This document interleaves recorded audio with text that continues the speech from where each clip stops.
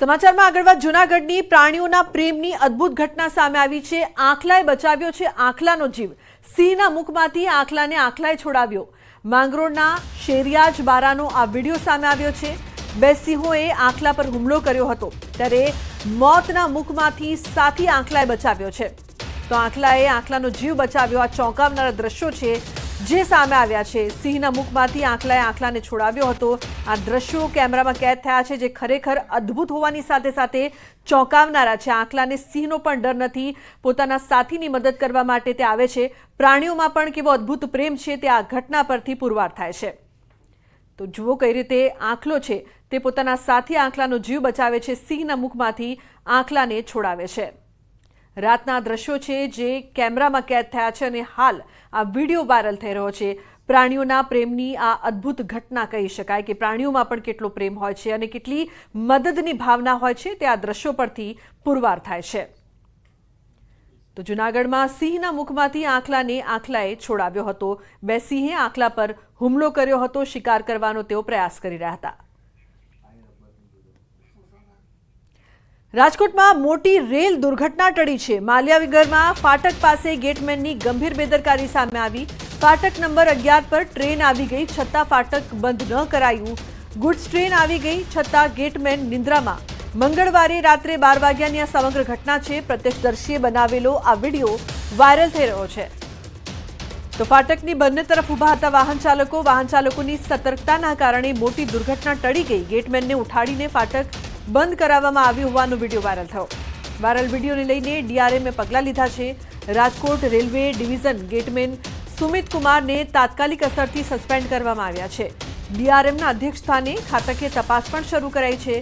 Signal ન મળ્યું હોવાથી ટ્રેન ઊભી રાખવામાં આવી હોવાનું પ્રાથમિક તારણ છે।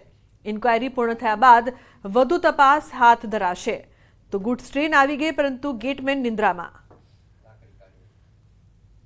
જો તમારે ટ્રેન દુર્ઘટનાથી બચવું હોય તો તમારે જ સતર્ક રહેવું પડશે। જી હા, રાજકોટ શહેર ખાતે જે કિસ્સો સામે આવ્યો છે તે ખૂબ જ ચોંકાવનારો કિસ્સો છે તે સામે આવી રહ્યો છે। આપ જે દ્રશ્યો જે ખાસ કરીને જોઈ રહ્યા છો આ દ્રશ્યો છે રાજકોટના માલવિયા ફાટક વિસ્તારના દ્રશ્યો છે।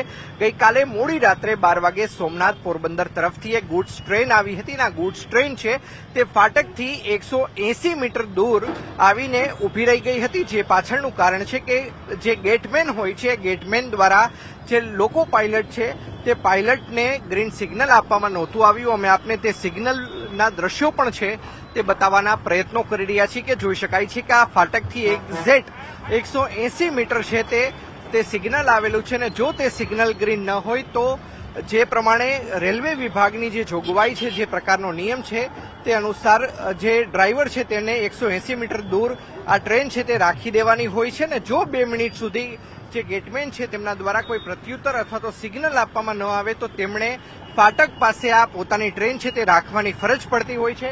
હું બીજી તરફ આપને દ્રશ્યો પણ બતાવવાનો પ્રયત્ન કરી રહ્યો છું। આ એ જ જગ્યા છે કે જ્યાં ગઈકાલે નાઇટ ડ્યુટીમાં ગેટમેન છે કે જે છેલ્લા 10 થી 12 વર્ષથી રેલવે વિભાગમાં ફરજ બજાવે છે તે પોતાના ફરજ ઉપર હતો। ગઈકાલે રાત્રિના 8 વાગ્યાથી આજે સવારના 8 વાગ્યા સુધી તેની ફરજ હતી ત્યારે અહીંયા ગઈકાલે મોડી રાત્રે સંખ્યાબંધ લોકો એકઠા થઈ ગયા હતા। લોકોએ સ્વયં ફાટક બંધ ન હોવાના કારણે ફાટકની બંને બાજુ પોતાના વાહનો રાખવાની છે તે ફરજ પડી હતી। ત્યારે સમગ્ર મામલાનો વિડીયો વાયરલ થતા રાજકોટ રેલવે ડીઆરએમ દ્વારા જે ગેટમેન છે તેને સસ્પેન્ડ કરવાની ફરજ પડી છે। તો સાથોસાથ વાત કરવામાં આવે તો ઇન્ટરનલ ડિપાર્ટમેન્ટલ ઇન્ક્વાયરી છે તે પણ શરૂ કરવામાં આવી છે। અંકિત પોપટ, ન્યૂઝ 18 ગુજરાતી, રાજકોટ।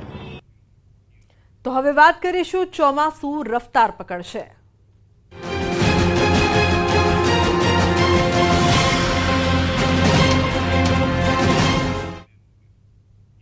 મહત્વપૂર્ણ સમાચાર પર નજર કરીએ તો 11 જિલ્લામાં પવન સાથે વરસાદની આગાહી કરવામાં આવી છે। 4:30 વાગ્યા સુધી વરસી શકે છે વરસાદ। દાદરાનગર હવેલી, વલસાડમાં વરસાદની આગાહી છે તો સુરત, નવસારી, ડાંગમાં પણ વરસી શકે છે વરસાદ। ભાવનગર, અમરેલી, ગીર સોમનાથમાં આગાહી। પોરબંદર, જૂનાગઢ અને રાજકોટ માટે પણ વરસાદની આગાહી કરવામાં આવી છે।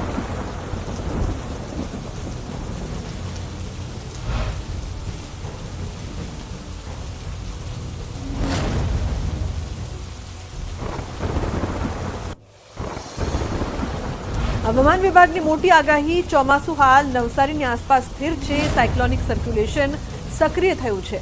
આજે સૌરાષ્ટ્ર અને દક્ષિણ ગુજરાતના અમુક જિલ્લામાં ભારે વરસાદની આગાહી કરવામાં આવી છે.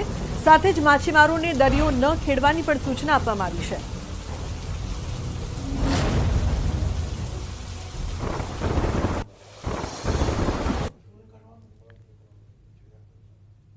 તો આવતીકાલની આગાહીની જો વાત કરવામાં આવે તો અરવલ્લી, દાહોદ, મહીસાગર અને વડોદરા માટે આગાહી છે. સાયક્લોનિક સર્ક્યુલેશન સક્રિય થઈ છે. છોટાઉદેપુર, નર્મદા, ભરૂચ, સુરત, ડાંગ, નવસારી, વલસાડ, તાપી, દમણ, દાદરાનગર हवेलीમાં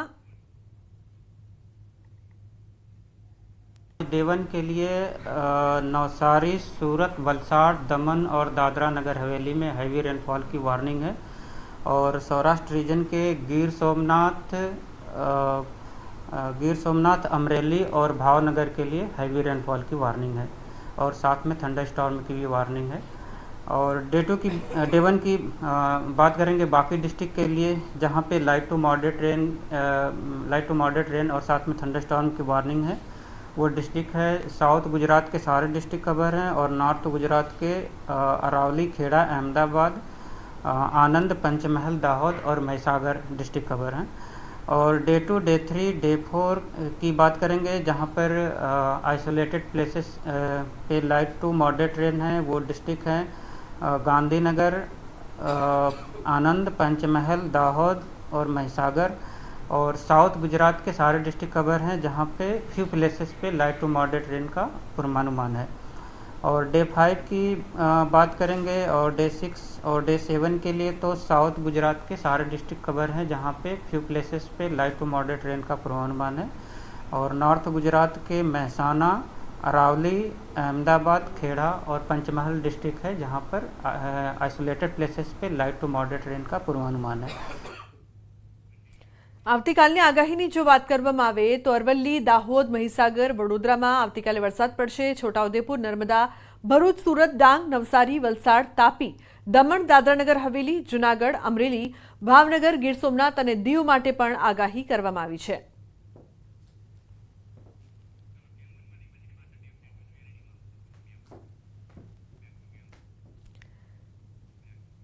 તો જે પ્રકારથી વરસાદને લઈને આગાહી કરવામાં આવી છે ત્યારે નજર કરીએ કે વરસાદની આગાહી કયા કયા વિસ્તારો માટે છે, ક્યાં ક્યાં વરસાદ પડી શકે છે. તો આ તમામ વિસ્તારો છે કે જ્યાં વરસાદ પડશે, જેમાં દાહોદનો સમાવેશ, છોટાઉદેપુર, નર્મદામાં વરસાદ પડી શકે છે. બીજી તરફ મહીસાગર માટે પણ આગાહી કરવામાં આવી છે, વડોદરા માટે પણ આગાહી કરવામાં આવી છે, ભરૂચમાં પણ વરસાદ પડી શકે છે, આણંદમાં પણ વરસાદ પડશે. બીજી તરફ અમદાવાદ માટે પણ આગાહી કરવામાં આવી છે, ભાવનગર, બોટાદ, સુરેન્દ્રનગરમાં પણ વરસાદ પડી શકે છે. સાથે જ અમરેલી માટે પણ આગાહી કરવામાં આવી છે, મોરબીમાં પણ વરસાદની શક્યતા રહેશે. તો રાજકોટ, ગીર સોમનાથ, દીવ, જૂનાગઢ માટે પણ વરસાદની આગાહી કરવામાં આવી છે. બીજી તરફ પોરબંદર અને દેવભૂમિ દ્વારકા પણ એવા વિસ્તારો છે કે જ્યાં વરસાદની આગાહી કરવામાં આવી છે. એટલે કે આ તમામ વિસ્તારોમાં વરસાદ પડી શકે છે તેવી આગાહી કરવામાં આવી છે. સાયક્લોનિક સર્ક્યુલેશન જે પ્રકારથી સક્રિય થઈ છે. તો બીજી તરફ વડોદરાની વાત કરીએ. વડોદરાના કરજણમાં જામ્યો છે વરસાદી માહોલ. કરજણ શહેરમાં વરસાદી ઝાપટા. હવામાન વિભાગની આગાહી અનુસાર વરસાદનું આગમન થયું છે. તો કરજણ શહેરમાં અલગ અલગ વિસ્તારમાં વરસાદી ઝાપટા પડ્યા છે. વરસાદને પગલે વાતાવરણમાં ઠંડક પણ પ્રસરી છે.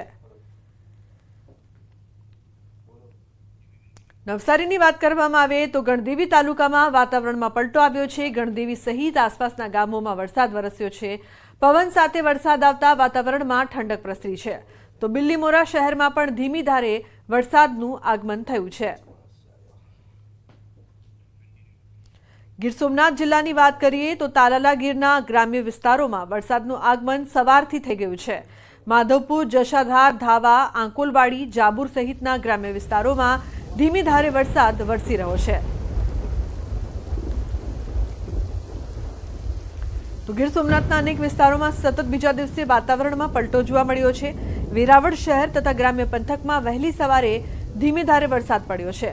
તો કોડીનાર અને સૂત્રાપાડા પંથકમાં પણ વરસાદી ઝાપટા પડ્યા છે. સતત વરસાદી ઝાપટાથી લોકોને ગરમીથી રાહત મળી રહી છે.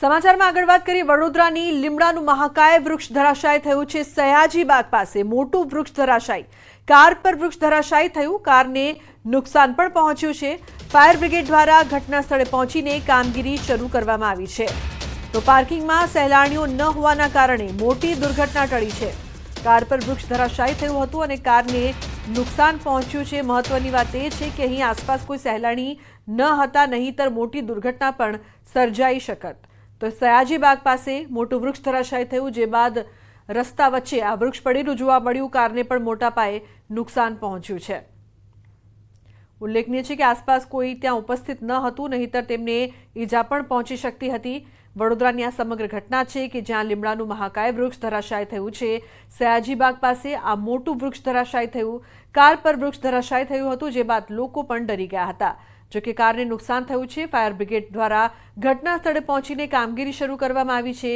પાર્કિંગમાં સહેલાણીઓ એ સમય ન હતા નહીંતર મોટી દુર્ઘટના થઈ શકતી હતી પરંતુ મોટી દુર્ઘટના ટળી ગઈ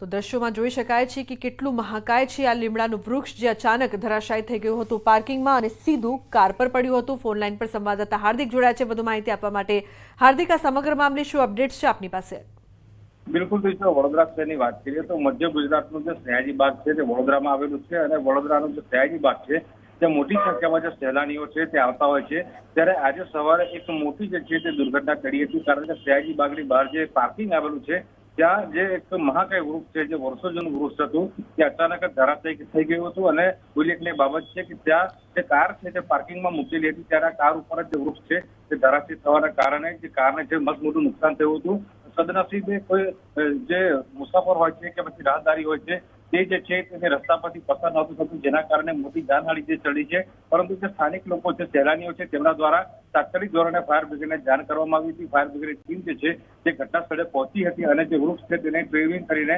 જ્યાંથી જે પાર્કિંગનો જે રસ્તો છે તેમજ જે અવર જવરનો રસ્તો છે તે ક્લિયર કરવાની પ્રક્રિયા જે છે તે હાથ ધરવામાં આવી છે જી બિલકુલ હાર્દિક આભાર આ સમગ્ર માહિતી બદલ